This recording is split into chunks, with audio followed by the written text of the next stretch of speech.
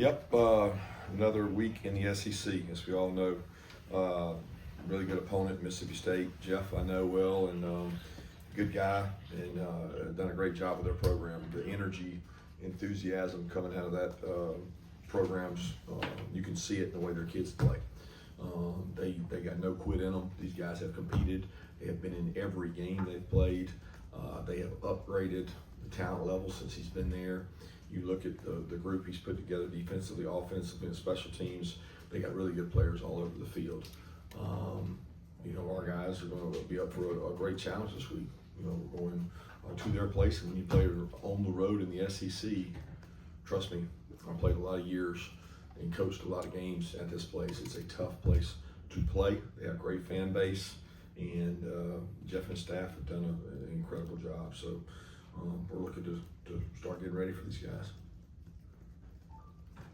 Yeah, Jordan Hall, Chris Cole, DeMello Jones all at the game on Saturday with injuries. Do you have any update on how they're doing at this point in time? Yeah, Jordan will be out for some time.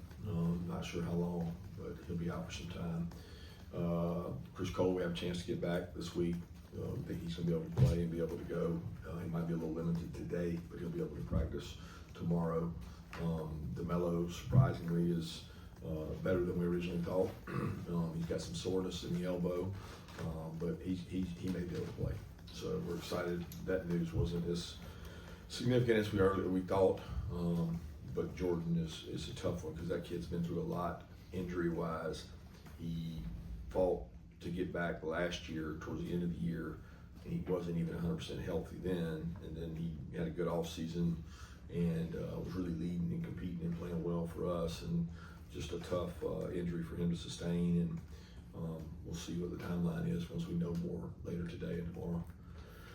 Yeah, obviously, Blake Shafen, their quarterback, was the guy that Coach Levy took out of Baylor when he first got there. Gets hurt last year. What have you seen from Shafen now that he's fully in the system and had several games underneath his belt? He's a good fit. He's got great arm talent, great vision, quick release, which is critical in their offense. He can spin it. He understands, their system, and he knows where to go with the ball, the decisions he makes in terms of running, throwing, box counts. I mean, he's very experienced at it. Talented player, and he's got great legs. And they've got another quarterback that is a really good player as well. Coach, what have been your impressions on Anthony Evans since leaving here, and also Brennan Thompson, another transfer receipt for him? Yeah, Anthony's played awesome. It was great. The last 24 hours, I'd seen highlights throughout the year, watching Anthony play really well, just in games and passing and things that overlapped. But then yesterday, you get to sit and watch 4 or 5 games in a row. He's really played well, explosive, fast, vertical threat, quick game threat, blocking well. He's always been a good returner. He's, everything that we thought he was. He's a really good football player that has grown, gotten better, and as you grow up and get better, you improve. And he's done that, and he's playing at a really high level.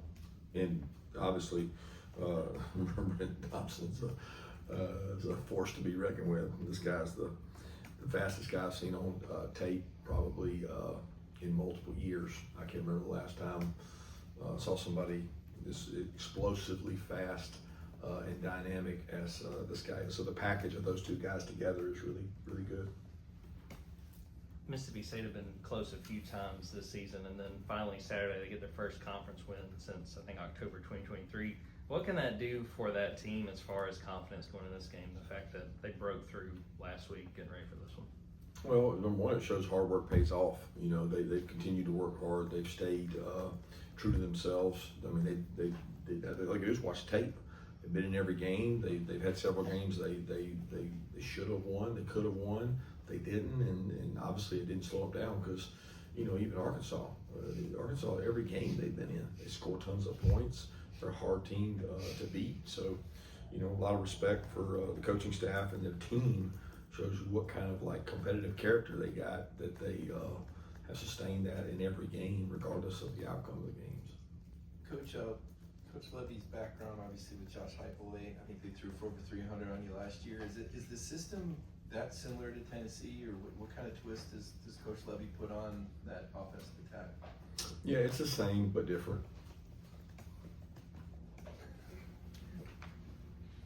Yeah, we'll get to talk to Noah Thomas in a little bit. I know we asked about him the other night too, but what have his biggest areas of growth been, both on the field and just acclimating to the Georgia program since he got on campus?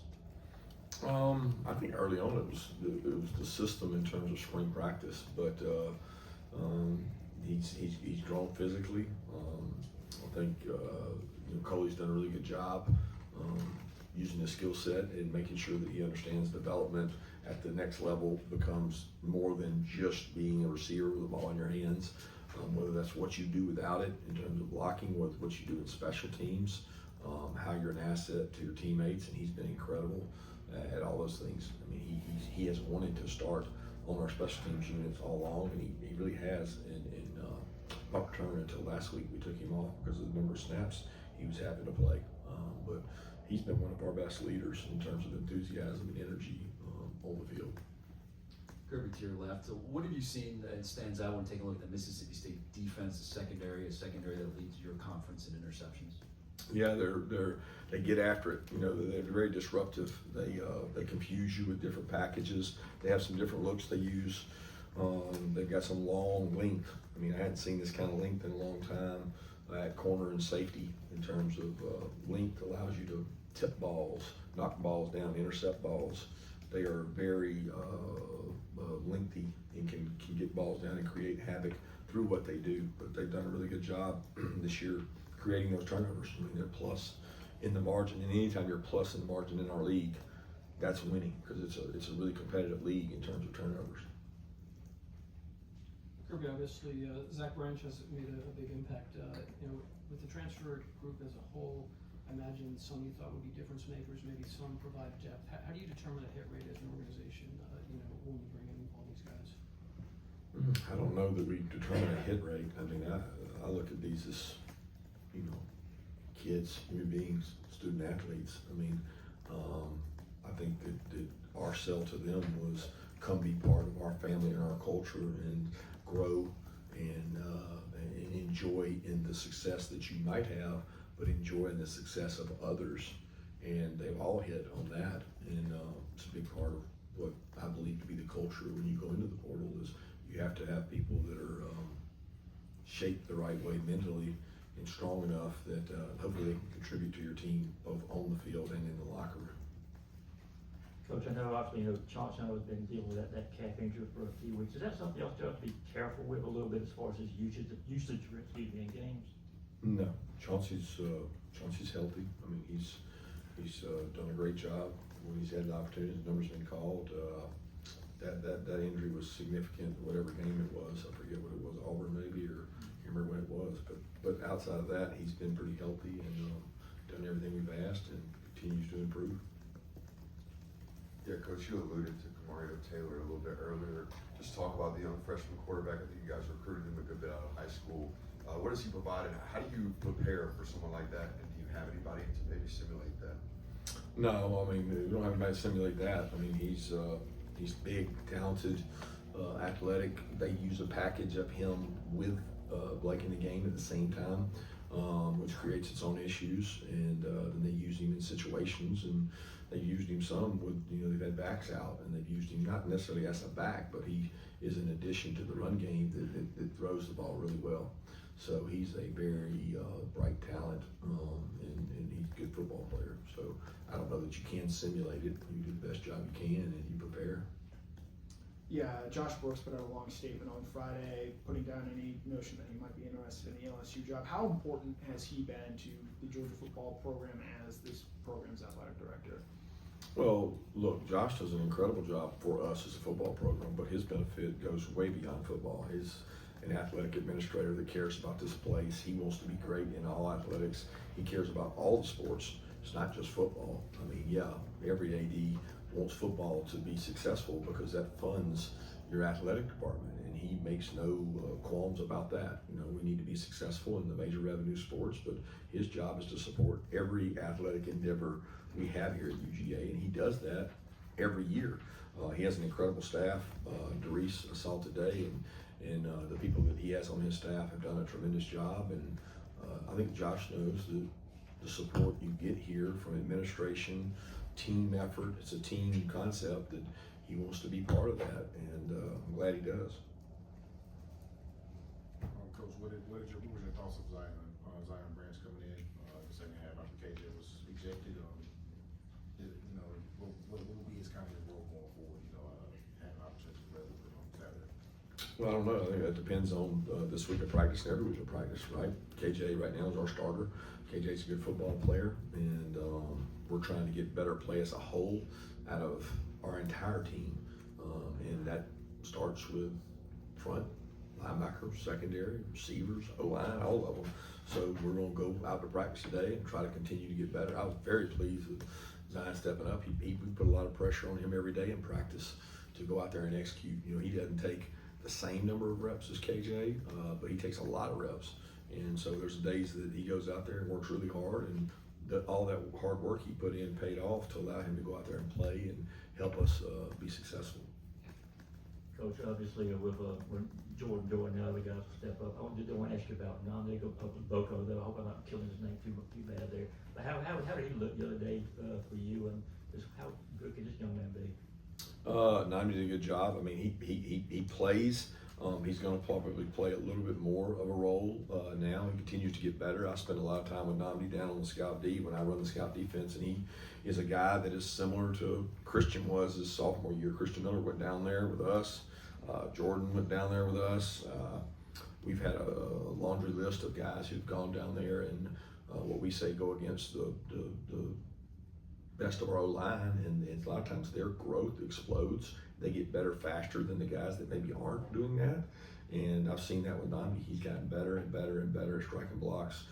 Big emphasis for him from a conditioning level standpoint. He takes a lot of pride in getting that right, so he can be on the field for more snaps. But he was a big boost the other night because he's very good at block recognition. He understands leverage, and he strikes and gets off blocks. Yeah, Kirby, with the amount of close games y'all have played, especially since the start of SEC play, do you feel the comfort level of this team growing in close games as y'all play more of them, or do you feel like those are situations this team has kind of taken to ever since the beginning of the season? I don't ever feel uncomfortable in a game based on the score. I'm uncomfortable in how we play sometimes, but it's not about the fourth quarter, the first quarter, the halftime, it's not about the score, because we really don't make it about that. If you want to dominate someone, you don't look and check and see what the score is halfway through. The objective is to dominate them, and there's no scoreboard when you start talking about dominating somebody. You look at the end of the day and see if you did, and we haven't done that very often in terms of dominating the way we want to, but we'll continue to try to. Coach, I got a feeling I know where you're going to go with this, but on the schedule, you look at a game like this, and everybody built up Texas preseason. Everybody says, "Oh, trap game on the road." I want to ask about getting ready for a noon game and also cowbells. I mean, you've obviously been there a lot. Will there be cowbell noise, and is there something drastically different about getting ready for a noon game on the road versus maybe a 3:30 or a night game? Yeah, noise is noise. It's hard to play in the SEC on the road. I have not been to an SEC venue that was not hard to play to on the road, play into on the road. It's just hard. That's not going to change with them. They've got a really vertical stadium. I think the noise gets trapped in their stadium. It's one of the loudest places that I've coached, and I've coached there a lot. And they got a lot of pride in how they play and how their team plays and the support of their team. So, I mean, as far as the early kickoff, that's more unique to me than the stadium. We go to the road games, it's road games, and it's hard. The uniqueness is a change in time, time zone a little bit, because you're changing time zones and then what time the kick is. But unless they don't have to show up until earlier or later, this is the same for both, and it's how you manage it. So we approach it differently and take a lot of ideas from other people on the best way to manage it. But sometimes make a bigger deal out of it than it is. Just got to go play. Coach, over here, I think this is year number 52 for Charles Winslet, who I know is, big proponent of Georgia high school football, as are you. Just what has he meant to the state, and just what has he meant to you as a person? Yeah, Charles Winslet's a great man. He is. I don't think there's a coach in the state of Georgia that doesn't have a story about Charles Winslet or a classic story. He's a very, very interesting man. So he has done it for a long time. He's done it successfully at a lot of places. He's very bright. He's a Georgia grad, played baseball here, and he was a good friend of my father, who everybody knows passed away, and I always appreciated their relationship as a young kid in South Georgia. Winslet was coaching there, and they used to trade film and trade stories. So for me, I go way back with Winslet. Kirby, you guys are 7-1 with making stops at games with games in the balance, but lacking enforcing turnovers and getting sacks. What do you make of that for your defense? That it's not necessarily holding you back. We've been that way before. You know, we have never been a sack machine. If you look at it statistically, we've never been a turnover machine. We have been better defensively than we are right now, but a lot of that has to do with the culture of the league, what we're playing in, the parity. I'll take the strengths we have, work with them, try to work on the weaknesses, and worry about the process and not the results. That's what we're worried about right now. We'll have a chance to talk to Joseph in a little bit. What have been your impressions of his play this year, and especially going back to how he came back from injury last year and just what he's been able to do in his second year? Yeah, he's really been beat up this year. He's been dealing with several injuries this year, and I think he's pushed through really hard. I'm excited that he gets to speak with you guys because he's such a high character, high carrying individual who has such a great story. You know, his mom is one of the sweetest, nicest ladies I've ever met, who basically has brought her children to this country and raised her children here, and she has worked her way to success, and now he's working his way to success, and he's one of the toughest kids we got. He pushes through injuries. I thought he had one of the big plays in the game the other night. He was a main part of the 4th and 1 stop in terms of his effort and his get off, and we need him to keep improving. He has, you know, we're not used to having to lean on true sophomores, but he's a guy that has some natural pass rush ability and natural ability that we need to capitalize on. Time for one more question? Yeah, we saw Leonard Molden get in for you guys, a wide receiver. How is he developing, and how might he be able to help you guys this week?